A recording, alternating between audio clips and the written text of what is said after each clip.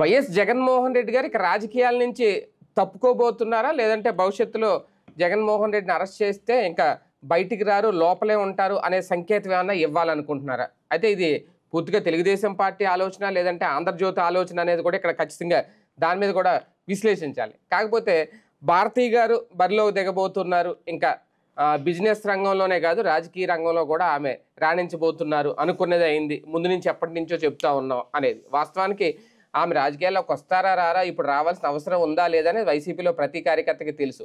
కాకపోతే వైఎస్ఆర్ కుటుంబంలో ఏం జరుగుతుంది, షర్మిల ఎప్పుడు పార్టీ పడతారు, షర్మిల ఎప్పుడు బయటకు వస్తారు, షర్మిల ఏ రాజకీయం చేయబోతున్నారు, ఇవన్నీ రాసిన వాళ్ళే భారతీ గారి విషయంలో కూడా రాసినప్పుడు ఆటోమేటిక్గా ఒక చర్చ అయితే వస్తుంది. కాకపోతే ఇది ఎలాంటి డైవర్షన్ రాజకీయం, లేదంటే ఇప్పుడు ఈ ప్రచారం వల్ల కూటమికి పొందే లబ్ధి ఏంటి, జరిగే లబ్ధి ఏంటి, దీని మీద అయితే మాత్రం ఖచ్చితంగా మాట్లాడుకోవాలి. ఇందులో వాస్తవం ఉందా లేదా అనేది కూడా ఇదే అంశం మీద చర్చించే ప్రయత్నం చేద్దాం. సరే, ఇది ఒక అంటే ఆమె వస్తారా రారా అనే దాని మీద చర్చించడం అనేది, నిజంగా వస్తారా రారా అనేది అది ఎంతవరకు కరెక్ట్ అనేది మీరే చెప్పాలి. అదే నేపథ్యంలో అసలు ఇప్పుడు ఈ తరహా ఒక ప్రచారం చేయడం వెనక ఏదైనా రాజకీయ లబ్ధి ఉందా? జగన్ని దెబ్బకొట్టేటటువంటి ప్రయత్నంలో పాపం వీళ్ళు ఆవేశపడి ఓ తప్పు చేసి జగన్ని బలోపేతం చేస్తున్నారేమో ఆలోచించుకుంటే బెటర్. ఎందుకంటే పరోక్షంగా వీళ్ళకి తెలియగా ఉండాలి. ఎందుకంటే వీళ్ళు రోజు రాస్తున్న వార్తలతో ఇక జగన్ పని అయిపోయింది, రేపు బొత్స వెళ్ళిపోతే అయిపోతుంది, లేకపోతే చైర్మన్ వెళ్ళిపోతే అయిపోతుంది, ఇక జగన్ ఎవరు పట్టించుకోరు, అతను బెంగళూరులోనే ఉంటాడు లేకపోతే తాడేపల్లిలోనే ఉంటాడు. వాళ్ళు రాసిన వార్త ఏంటంటే దాంట్లోనే జగన్ అసలు బయటికి తిరగడం మానేసాడు, బెంగళూరు లేకపోతే తాడేపల్లి. అంటే కొన్ని జనం నిజంగానే తెలియదు అనుకుందాం. మనందరం కూడా పాపం చదువుకోలేదు, లేదా పేపర్లు టీవీలు, వీళ్ళ పేపర్లు వీళ్ళ టీవీల్లోనే. మరి అది ఎందుకు రాశారు? గుంటూరులో మిర్చి యార్డుకి వెళ్ళాడని, లేకపోతే రైతుల దగ్గరికి వెళ్ళాడని, టమోటా రైతు దగ్గరికి వెళ్ళాడని, ఉల్లి రైతుల దగ్గరికి వెళ్ళాడు, పొగాకు రైతు దగ్గరికి వెళ్ళాడు. అప్పుడు వెళ్ళినప్పుడల్లా నాశనం చేసేసాడు, ఆ ఏరియా అంతా తొక్కేశారు, ఉలి చేశారు, ఇవన్నీ ఇల్లే రాశారుగా. బత్తాయి రైతు దగ్గరికి వెళ్ళాడు, మొన్న చీనీ రైతు మాట్లాడాడు, ఆనియన్ రైతుతో మాట్లాడాడు, ఇవన్నీ మరి జనం దగ్గరికి వెళ్ళాడా, లేకపోతే అవి కూడా ఏమన్నా ఆర్టిఫిషియల్ ఇంటెలిజెన్స్లో సృష్టించారా? వెళ్ళేటప్పుడు గృహ నిర్బంధాలు, వెళ్ళడానికి వీల్లేదని పర్మిషన్స్ ఇవ్వకపోవడాలు, ఎట్టెళ్తాడు, ఈ నెలతో ఏం ఉరుగుతుందంట అని రాసింది కూడా వీళ్ళే కదా. మరి అంటే అదేంటి ఇంత రాసి చివరికి అట్లా వెళ్తే తొక్కేస్తే చచ్చిపోయాడు అని చెప్పి ఒక వీడియో కూడా చేశారు కదా వీళ్ళే. మరి అంత జరిగాక జగన్ అసలు జనంలోనే ఉండడు, ఎప్పుడు తాడేపల్లి బెంగళూరులోనే ఉంటాడని ఎందుకు రాసినట్టు నాకు అర్థం కాలే. అక్కడే అర్థమైపోతుంది కదా దాంట్లో వాళ్ళ నిజాయితీ ఎంత అన్నది. అతని 2 చోట్లకే పరిమితం అయిపోతున్నాడు. దాంతో కేడర్ అంతా అసంతృప్తికి గురవుతుంటే భారతీ గారు వచ్చి చూసుకుంటున్నారు, వాళ్ళతో మాట్లాడుతున్నారు. గుడ్, మరి మంచిదే కదా. ఇప్పుడు చంద్రబాబు గారు జైల్లో ఉన్నప్పుడు భువనేశ్వర్ గారు వచ్చి పలకరించలేదు కార్యకర్తలందరినీ? రోజు ఉపన్యాసం ఇవ్వలేదా? వచ్చిన వాళ్ళు నాయకులు పరామర్శించడానికి వచ్చిన వాళ్ళు అందరితో మాట్లాడలేదా? కుప్పం ఎన్నికల్లో స్వయంగా భువనేశ్వర్ గారే కదా దగ్గరుండి చూసుకుంది. చంద్రబాబు గారిని 2-3 సార్లు అక్కడికి వెళ్ళారు, కానీ అక్కడే ఉండి మరీ చూసుకున్నారు కదా ఆవిడే. అట్లాగే ఇప్పటికి కూడా ఎవరన్నా నాయకులకు సంబంధించి, మహిళా నాయకులు వీళ్ళకి సంబంధించి ట్వీట్లు కూడా చేస్తున్నారు కదా. అంటే పార్టీని ఆమె హ్యాండ్ ఓవర్ చేసుకుంటున్నట్ట, చంద్రబాబు గారికి వ్యతిరేకంగా లోకేష్ గారికి వ్యతిరేకంగా నిర్ణయాలు తీసుకుంటున్నట్ట లేదు కదా. పార్టీ ఆవిడ కూడా వాళ్ళ కుటుంబంది పార్టీ అనేది ఆమె ఫీలింగు. బ్రాహ్మణి గారు మొన్న మంగళగిరిలో కార్యక్రమంలో పాల్గొన్నారు, ఉపన్యాసం ఇచ్చారు చక్కగా. వాళ్ళ కుటుంబం అన్నటువంటిది, కుటుంబం అంతా స్వీట్ ఫ్యామిలీ, అది బాధ్యతాయుతంగా ఉన్నారు, ఒకళ్ళకొకళ్ళు బాధ్యతలు పంచుకుంటున్నారు. అదే కదా అక్కడ రాస్తున్నది, మీరే రాస్తున్నారు కదా. మరి ఇక్కడికి వచ్చేటప్పటికి జగన్కి వ్యతిరేకంగా లేకపోతే ఇంకొక రకంగానే ఎందుకు రాయడం? ఒకవేళ నిజమైతే, ఆ మాట్లాడింది నిజమైతే ఒకవేళ తప్పే ఉంది. ఇప్పుడు విజయమ్మ గారు రాజశేఖర రెడ్డి ఉన్నప్పుడు ఇళ్ళకి వెళ్ళిన వాళ్ళందరితో మాట్లాడేవాళ్ళు కదా ఆవిడ తలుపేసుకుని కూర్చునే వాళ్ళే ఏంటి? మాట్లాడతారు కదా. షర్మిల మాట్లాడేది కదా ఇదివరకు. ఏముంది అందులో? దాంట్లో అంటే ఏంటి, అక్కడ జగన్ని బద్నాం చేయాలా? ఇప్పుడు ఇది ఎట్లాగూ జరుగుతుంది రాబోయేటటువంటి రోజుల్లో. ఇప్పుడు క్రిందసారి జగన్కి 2014 అప్పుడు కానీ 14లో తోడున్నది విజయమ్మ కానీ షర్మిల కానీ ఉన్నారు వెనకాల. వాళ్ళు ఆమె ఒకవైపు ఈయన ఒకవైపు వెళ్ళారు. ఆ తర్వాత 14 ఓడిపోయాక ఆయనకు ఒకటి అర్థమైంది. నేను విన్నదైతే ఢిల్లీలో ఉన్న కొంతమంది పెద్దలు ఆయనకి ఇచ్చిన సలహా ఏంటంటే, నీ కుటుంబం మొత్తం రోడ్డు మీదకి వస్తే అది కుటుంబ పార్టీ అవుతుంది, ఎందుకు అట్టా చేసుకుంటున్నాను అని చెప్పారు. తెలంగాణలో కూడా అదే కదా జరిగింది. ఇప్పుడు కుటుంబ పార్టీ అనే ఫీలింగ్ జనాలకు రాబట్టినే కదా కవిత, హరీష్ రావు, కేటీఆర్, సంతోష్ రావు అందరికీ ఎమ్మెల్యేలు ఎంపీలు వేయేటప్పటికి విరక్తి చెందితేనే కదా ఓడగొట్టింది. కాబట్టి నువ్వు కుటుంబ పార్టీ కింద పెట్టుకోబాక అని ఢిల్లీలో వాళ్ళు సలహా ఇస్తే అది పబ్లిక్లో నెగిటివ్ అవుతుంది అని సలహా ఇస్తే, ఎందుకంటే దక్షిణాదిలో ఎన్టీ రామారావు పార్టీ పెట్టిన తర్వాతన అల్లుళ్ళు దాంట్లో కీలక పాత్ర పోషించారు తప్పించి కొడుకులు కానీ కూతురు కానీ చేయలే ఆ రోజున. ఆయన ఎంకరేజ్ చేయలే. ఈ అల్లుళ్ళు కూడా బయట నుంచి యాక్టివిటీ అంటే పార్టీలో ఉండిన ఇంటర్నల్గా యాక్టివిటీ నడిపిన వాళ్ళు వాళ్ళ బాధ్యతలు నెరవేర్చే పనిలో ఉన్నారు తప్పించి మామాంగారు అంటే పద్దాక మాట్లాడాలి ఇక్కడ. కాబట్టి అక్కడ మళ్ళీ దాంట్లో తేడా వస్తేనే కదా దెబ్బతింది. చంద్రబాబు నాయుడు గారు ఇప్పుడు కదా లొకేషన్ తీసుకొచ్చింది, ఇంతకుముందు వాళ్ళ కుటుంబాన్ని తేలేదే, ఇప్పుడు కదా అవసరమై తీసుకొచ్చుకుంది ఆయన. అట్లాగే ఈ కుటుంబ తరహా వాతావరణాలు అన్నటువంటిది క్రమంగా దేశంలో ఒక వ్యతిరేకత వచ్చింది. దానికి సాక్ష్యం ములాయం సింగ్ కొడుకు దెబ్బతింటాం, దానికి సాక్ష్యం లాలూ ప్రసాద్ యాదవ్ దెబ్బతింటాం వాళ్ళ కుటుంబం. ఇట్లాగా అనేక కుటుంబాలు దెబ్బతిని నడిచినవి కూడా ఉన్నాయి, లైక్ తమిళనాడు. కానీ అక్కడ కూడా అలాగే దూరం అయ్యాడు. కనిమూలి ఓ పక్కన ఉంటుంది, ఆ స్టాలిన్ వాళ్ళ అదే వాళ్ళ మేనత్త కొడుకులు మారన్లు, వాళ్ళతో గొడవలు, ఇవన్నీ గందరగోళంగా కనబడుతుంటాయి. ఈ గందరగోళాలు వద్దని చెప్పాడు ఆయన అక్కడి నుంచి, ఢిల్లీ నుంచి. జగన్ అందుకనే రెండోసారి చూడండి 2019లో విజయమ్మ తిరిగిందా, షర్మిల తిరిగిందా, ఎవరు తిరగలేదుగా. ఆ పులివెందుల వరకు భారతి చూసుకున్నారు, అవినాష్ రెడ్డితో పాటు భారతి తిరిగారు అక్కడ ఆ ఏరియా పులివెందుల వరకు.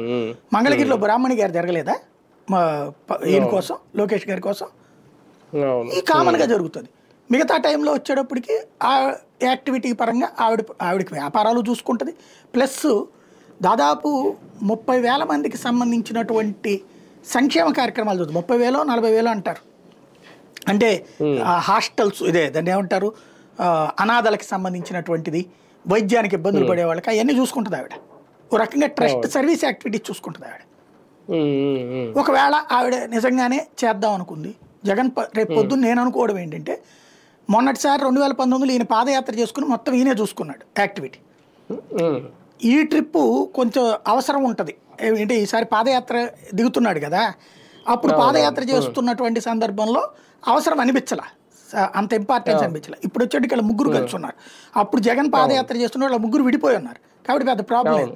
ఇప్పుడు ఆ ముగ్గురు కలిసి వ్యూహాలు పన్నే దాంట్లో ఉంటారు కాబట్టి ఇక్కడ ఒక చోట బేస్ చేసుకుని ఏదైనా యాక్టివిటీ చేయాల్సి ఉంటుంది కాబట్టి తన భార్యకి ఏమన్నా అప్పచెప్తారేమో అని భయపడి రాసినట్టున్నారు వీళ్ళు, ఆవిడ రానికుండా. లేకపోతే ఆవిడ గురించి ఇది నిన్న రాసింది ఈనాడు, నిన్నగాక మొన్న సిట్ తనిఖీలు చేస్తే అనిల్ రెడ్డి వాళ్ళ ఇంట్లో భారతిరెడ్డి కొన్ని సంస్థల డైరెక్టర్ ఉంది, ఆ సంస్థలు లెక్కరయ్య అని రాసింది.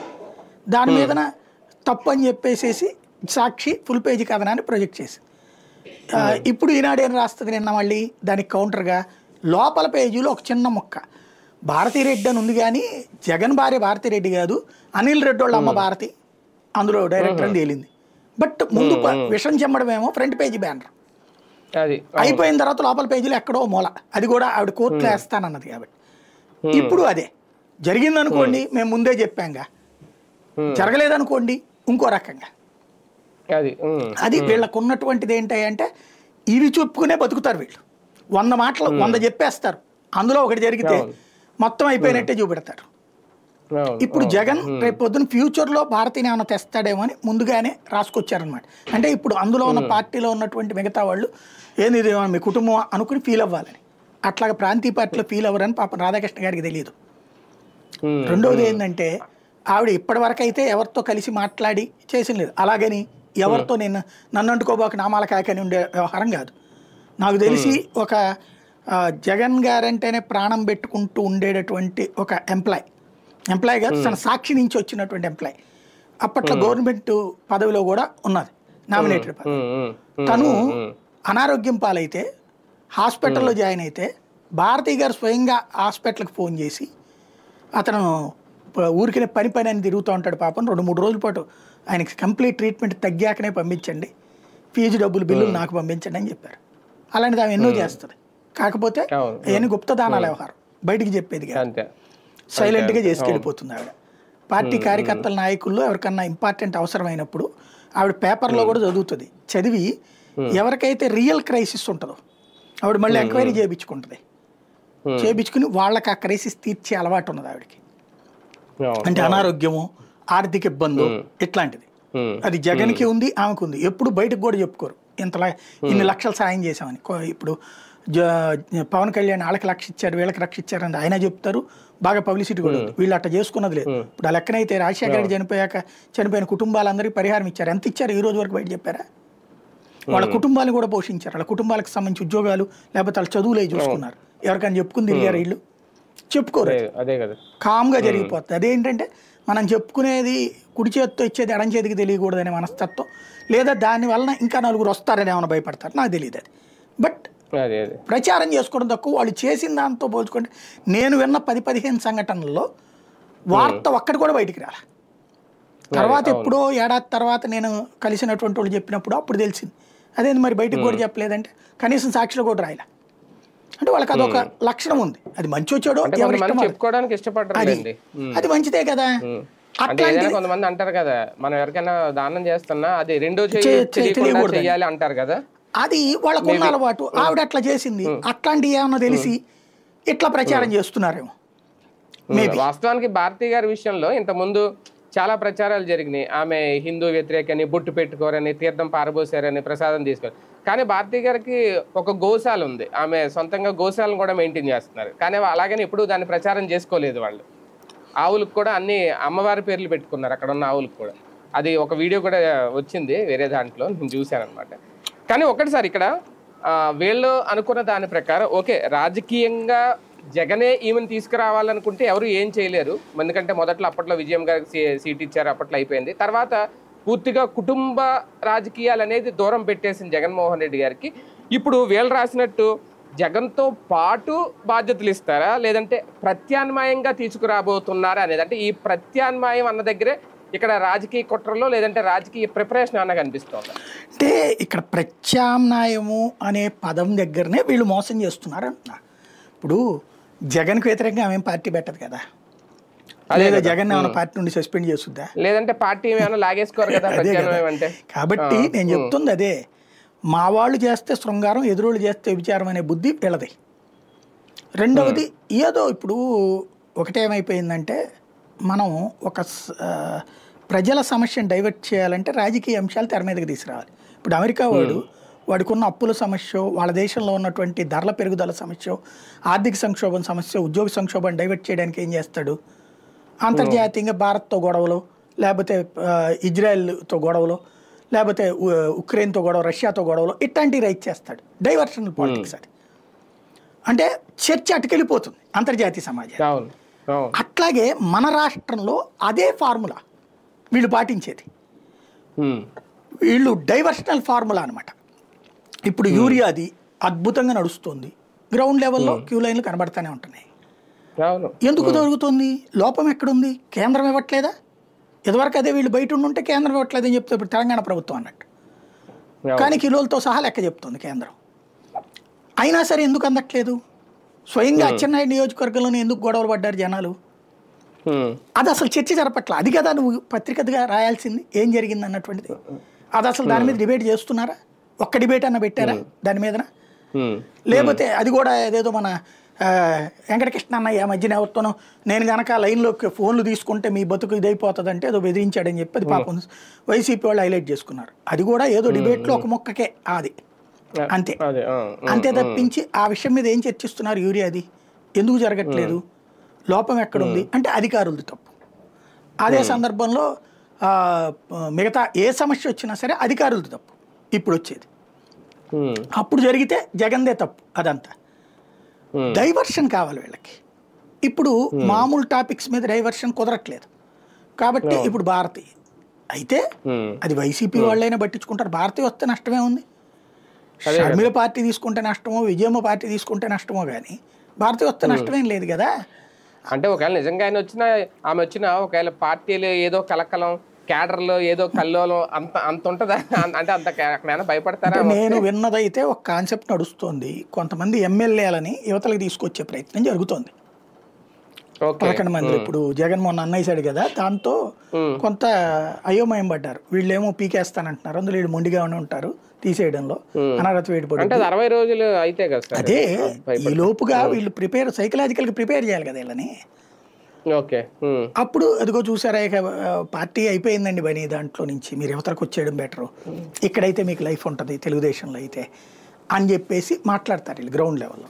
దానికి పార్టీ అస్థిరంగా ఉందని చెప్పేటటువంటి ప్రయత్నం, లేదా జగన్ రేపు జైలుకి వెళ్ళిపోతాడు, జైలుకి వెళ్తే శాశ్వతంగా లోపల ఉంచుతారు ఏంది, ఇదివరకు 16 నెలలు ఉంచారు. ఇప్పుడు చంద్రబాబు నాయుడు గారిని ఎన్ని నెలలు ఉంచగలిగారు? 2 నెలలు కూడా లేదు. ఇవాళ రోజున అది కుదరదు మ్యాక్సిమం. అయితే గీత పోనీ 10 నెలలు జంచుతారు. కేజ్రీవాల్నైనా వదిలిపెట్టక తప్పలేదు కదా. జైలుకి వెళ్ళాడు కాబట్టి ఎన్నికల్లో పోటీ చేయకూడదని కుదరదు కదా. ఇంతకుముందు జగన్ మీద అట్టండి పిటిషన్లు కూడా వేశారు, కోర్టు తీసి అవతల పడేసింది. అదే అనేది. కాబట్టి అదంతా ఉంది. ఇక్కడ పాయింట్ ఏంటంటే వీళ్ళు 4-5 కోణాల్లో ప్రొజెక్ట్ చేస్తారు. ఇప్పుడు ఏంటంటే తెలుగుదేశం బలం పుంజుకోవాలంటే వైసీపీ బలహీనపడాలి, కూటమి కంట్రోల్లో ఉండాలంటే వైసీపీ బలంగా ఉందని చూపించాలి. వైసీపీ బలంగా ఉందన్నంతసేపు జనసేన బయటికి పోదు. వైసీపీ బలహీనపడిందంటే జనసేన బీజేపీ రేపు పొద్దున ఆల్టర్నేటివ్గా తయారవడానికి ప్రిపేర్ అవుతాయేమో. ఇది అన్ని రకాల వ్యూహాలు వీళ్ళే పనిచేస్తారు. అంటే వైసీపీ వాళ్ళు కూడా ఒకవేళ జగన్ అరెస్ట్ అయిపోతే నెక్స్ట్ ఏంటి అనే వ్యూహంతో ఉన్నారు అనేది వాళ్ళ వ్యూహం కూడా వీళ్ళు చెప్పేస్తున్నారా? అదే కదా. ఇప్పుడు ఆమ్ ఆద్మీ పార్టీ ఉంది, ఎవరికి అప్పచెప్పాడని పార్టీ కేజ్రీవాల్ ఎవరన్నా అధ్యక్షుని చేశాడా? చేయలేదుగా. ముఖ్యమంత్రి పదవి కూడా రాజీనామా చేయకుండా అక్కడే ఉన్నాడు కదా.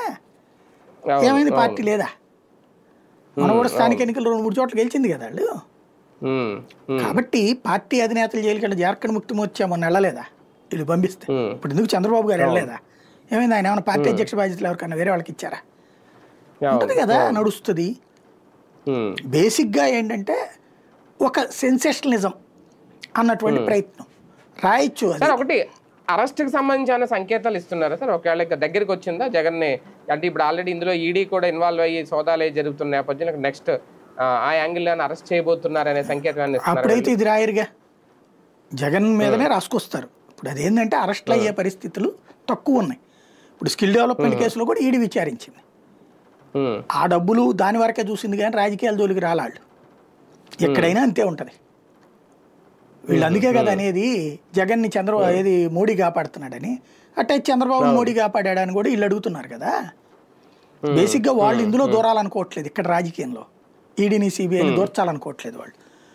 అలాగే అవినీతిని వదలాలనుకోవట్లేదు. అవినీతి విషయంలో వాళ్ళు పట్టుకుంటారు. అదే సమయంలో రాజకీయం దాకా తీసుకుపోవట్లేదు వాళ్ళు. సిట్టు ద్వారా, అందుకే సిట్టు ఉంది కదా. లేకపోతే అక్కడ ఈడీ విచారణ చేస్తున్నప్పుడు సిట్టు పక్క వెళ్ళిపోవాలి కదా. కానీ ఎందుకు సిట్టు ఛార్జ్ షీట్లు తయారు చేసి ఇస్తుంది ఈడీకి? అది చూసుకుని వైసీపీ మీద వీళ్ళు చేస్తున్న స్టైల్ ఏంటంటే లిక్కర్ కేసు ద్వారా వైసీపీ అనుకూలుల యొక్క ఎవరైతే 100 కోట్లు గబక్కని తెచ్చివ్వగలుగుతారో వాళ్ళందరినీ, వాళ్ళ వ్యాపారాలని స్తంభింపజేయడం, ఆర్థిక మూలాలను దిగ్బంధించేయడం, జగన్కి రేపు డబ్బులు లేకుండా ఉండేటట్టు చేయటం నెంబర్ 1. నెంబర్ 2 వచ్చేటప్పటికి అదిగో వెళ్ళిపోతాడు, రేపు వెళ్ళిపోతాడు, ఎడ్లుంటే వెళ్ళిపోతాడంటూ వాళ్ళ మీడియా, సోషల్ మీడియా ద్వారా ప్రచారం చేయొచ్చు. తద్వారా వైసీపీలో క్యాడర్ యాక్టివేట్ అయితే చాలా డేంజర్. ఎందుకంటే బీసీ, ఎస్సీ, ఎస్టీ కుర్రోళ్ళు ఎక్కువ ఉంటారు. ఎస్పెషల్లీ ఎస్సీ, ఎస్టీ మైనార్టీలు ఎక్కువ ఉంటారు వైసీపీకి. వాళ్ళు రోడ్డు ఎక్కితే చాలా సీరియస్ యాజిటేషన్ జరుగుతాయి. ఇప్పుడు ఒక తురకపాలెం లాంటి ఇన్సిడెంట్స్లో ఎవడో యాజిటేషన్స్ చేయలే. నిజంగా యాజిటేషన్స్ కనుక లీడ్ చేస్తే దళితులు అక్కడ అన్యాయం అయిపోయింది. చచ్చిపోయిన వాళ్ళు దళిత సామాజిక వర్గం వాళ్ళు ఎక్కువ. వాళ్ళకి పరిహారం కూడా ప్రకటించలేదు. ఎంత పెద్ద యాజిటేషన్ జరగాలి? వైసీపీకే బుర్ర లేదు, యాజిటేషన్ చేయాలన్న ఆలోచన లేదు వాళ్ళకి. దాని మీద పరిహారం ఇవ్వాలి కదా. ఓ దళిత కుటుంబంలో మనిషి చనిపోతే వాళ్ళకి ఏంటి, ఇంకా కుటుంబ పెద్దే కదా, వాళ్ళకి ఫుడ్, వాళ్ళే చనిపోతే వాళ్ళు బ్రతికేంటి అక్కడ? ఎక్కడెక్కడో ఫ్యాక్టరీల దగ్గర చనిపోయినటువంటి చోట చేస్తున్నావు కదా నువ్వు, లేకపోతే ఎక్కడో ప్రమాదం జరిగితే చేస్తున్నారు కదా మీరు. తిరుపతి దగ్గర అక్కడ తొక్కిసలాట దాంట్లో పరిహారం ప్రకటించారుగా. ఇక్కడ మరి ఏం పాపం చేశారు వీళ్ళు? ఇక్కడ ప్రభుత్వ వైఫల్యం వల్ల కదా చనిపోయింది. పోనీ వైఫల్యం కాదనుకుందాం, నీళ్ళ వల్ల చనిపోయినా కూడా నువ్వు పరిహారం ఇస్తావు కదా. అక్కడ కూడా నీ వైఫల్యం కాదంటివి కదా, అధికార వైఫల్యం అంటివి కదా, డబ్బులు ఇచ్చారు కదా. ఇక్కడ ఎందుకు ఇవ్వలేదు? పవన్ కళ్యాణ్ ఎందుకు మాట్లాడు? వీళ్ళు అడిగారు పరిహారం, డిమాండ్ చేశారు వైసీపీ వాళ్ళు, కానీ యాజిటేషన్ చేయట్లేదు. అంటే ఇట్లాంటి చోట్ల ఆ ఎస్సీ, ఎస్టీ, మైనార్టీ కుర్రోళ్ళు కనుక యాక్టివ్ అయితే చాలా డేంజర్. కాబట్టి వాళ్ళల్లో ఎందుకు రా మళ్ళీ జగన్ లోపలేసేస్తారా, మళ్ళీ మనకి ఎవడు చూసేవాడు ఉండడు, మనం కోర్టుల చుట్టూ తిరగాల, జైళ్ళ చుట్టూ తిరగాల, పోలీస్ స్టేషన్ల చుట్టూ తిరగాల, మనకి ఎవడు అండ కూడా ఉండడు, వదిలేయండి చూసుకుందాం ఎలక్షన్స్ అప్పుడు అనే ఫీలింగ్ రావాలి. అప్పుడు యాజిటేషన్ మూమెంట్ కంట్రోల్ అవుతుంది, వీళ్ళు కోరుకున్నటువంటి విధంగా నడుస్తుంది. ఇది రెండో కోణంలో చేసుకొస్తున్నది. మూడో కోణంలో ఎవరైతే ఎమ్మెల్యేలు ఎంపీలని అటు తీసుకెళ్లే ప్రయత్నం చేస్తున్నారు వాళ్ళు ఊగుతున్నారు. ఎందుకంటే జగన్ మోడీ క్లోజ్గానే ఉంటున్నాడు, అంటే మోడీకి అన్నిటికీ సమర్థిస్తానే వస్తున్నాడు కేంద్ర ప్రభుత్వాన్ని. అదే సందర్భంలో కేంద్రం వాళ్ళు కూడా ఇతని జోలికి పోవట్లా. ఈవెన్ మొన్న ఏదైతే రాజ్యసభ దీంట్లో కూడా జగన్కి ఫోన్ చేసి మాట్లాడారు. కాబట్టి వాళ్ళు ఎందుకు పోవాలి ఇంకా అటుకి? అటు రేపు పొద్దున టికెట్ ఇస్తారని గ్యారంటీ లేదు. ప్లస్ అక్కడ తెలుగుదేశంలోనూ జనసేన బీజేపీ వాళ్ళ ముగ్గురికే పోటీ ఉంటుంది ఒక్కొక్క నియోజకవర్గానికి. మళ్ళీ వీళ్ళు వెళ్ళాక వీళ్ళకి గ్యారంటీ ఏంటి? ప్లస్ వీళ్ళు ఇప్పుడు వెళ్ళిన సంక్షేమ పథకాలని వీళ్ళ చేత జరిపిస్తారంటే లేదు, పాత తెలుగుదేశం నాయకుల చేతిలోనే ఉంటుంది అధికారులు. అది ఒక పెద్ద తతంగం అయిపోతుంది అక్కడ. కాబట్టి ఈ పరిస్థితుల్లో వెళ్ళట్లేదు వాళ్ళు. అలాంటి వాళ్ళు వెళ్ళేటట్టు చేయాలి. వెళ్ళేటట్టు చేయాలంటే ఇది ఒక స్ట్రాటజీ. ఏంటంటే ఇక పార్టీ పని అయిపోయింది, భారతీయ లైన్లోకి వస్తుందంటే పార్టీ అయిపోయినట్టు, జగన్ ఇంటికి వెళ్ళిపోయినట్టే. కాబట్టి ఇంకోటి ఏంటి, జగన్ కుటుంబంలోనే చీలికలు వచ్చేసినాయి. అవినాష్ రెడ్డి వీళ్ళందరినీ పెట్టుకుని భారత ఇట్లా చేయబోతుంది అంటే ఇప్పటిదాకా తల్లిని చెల్లిని రెచ్చగొట్టి జగన్కి వ్యతిరేకంగా చేయగలిగారు. ఇప్పుడు భార్యాభర్తల మధ్య చిచ్చు పెట్టే ప్రయత్నం చేస్తున్నారు. ఇది భార్యాభర్తల మధ్య చిచ్చు ప్రయత్నం ఇది. అవును, ఇదొకటి సార్. ఒక్కొక్క కోణం అంటే మరి ఇలాగ ఆలోచించలేదు తెలియదు కానీ అంటే వైసీపీ లేదంటే జగన్మోహన్ రెడ్డి గారికి కూడా ఇదొక అలర్ట్. ప్రతిపక్షంలో నుండి జగన్మోహన్ రెడ్డి గారు ఏం చేయలేకపోతున్నారు, భారతీ గారిని తీసుకురావాలనుకుంటున్నారు, లేదంటే భారతీ గారిని తీసుకొస్తే ప్రతిపక్షంలో ఈ పార్టీని ముందుకు నడపడానికి వీలుంటది. అది ఏమన్నా జగన్మోహన్ రెడ్డి గారికి ఏమైనా హింట్ ఇస్తున్నారు? అంత సీనియర్ వాళ్ళకి అంత లేదు. వాళ్ళు ప్లానింగ్ వల్ల నాకు కనబడుతున్నదల్లా ఇదే. ఈ మూడు కోణాలు తప్పించి భారతీయ వస్తే ఏదో అయిపోతుందని కాదు. ఎట్లాగూ రేపు అవసరాలు రీచ్ ఎలక్షన్స్ అప్పుడు భారతీయ గారితో కూడా ఏదైనా పని అప్పచెప్పచ్చేమో జగన్. అదిగో చూసారా భారతీయ రాజకీయాలు క్రియాశీలకంగా చేస్తాం, మేము ముందే చెప్పామని చెప్పుకోవడానికి. ఆంధ్రజ్యోతికి ఎంతో కొంత హింట్ లేకపోతే ఇలా రాయరు కదా. హింట్తో రాసే కాదు ఇది. ఏది చెయ్యాలో ఎదురు వాళ్ళకి వీళ్ళు హింట్ ఇస్తాం అంతేనా? ఫీడ్బ్యాక్ తో రాసేది అయితే కాదు. భారతీయ గారు చెప్తారా ఈవిడకి ఫీడ్బ్యాక్? అదే కదా, రైట్. చూద్దాం. మొత్తానికి ఏదో ఒక ఇది రాజకీయంగా ఎవరి లబ్ధి కోసం రాశారు తెలియదు కానీ భారతీ గారు రాజకీయాల్లోకి రావాలనుకుంటే జగన్మోహన్ రెడ్డి గారు నేరుగా చెప్పొచ్చు, ఆయన తీసుకురావాలంటే తీసుకొస్తారు. ఆయన ఇంతకుముందు పులివెందుల్లో ప్రచారంలో కూడా పాల్గొన్నారు. ఇంకొత్తగా రాజకీయాల్లోకి వచ్చేదేముంది. కాకపోతే పూర్తిగా బాధ్యతల్ని, పార్టీ బాధ్యతల్ని ఆమెకు అప్పచెప్పేస్తారో లేదంటే ప్రత్యామ్నాయంగా తీసుకురాబోతున్నారో, ఇది కేటర్ను ఆలోచింపజేయడానికో లేదంటే వైసీపీని ఒక అయోమయంలో గురి చేయడానికో పన్నిన వ్యూహంలా కనిపిస్తోందా? దీని మీద ఇంక వైసీపీ ఎలా రియాక్ట్ అవుతుందనే చూడాలి.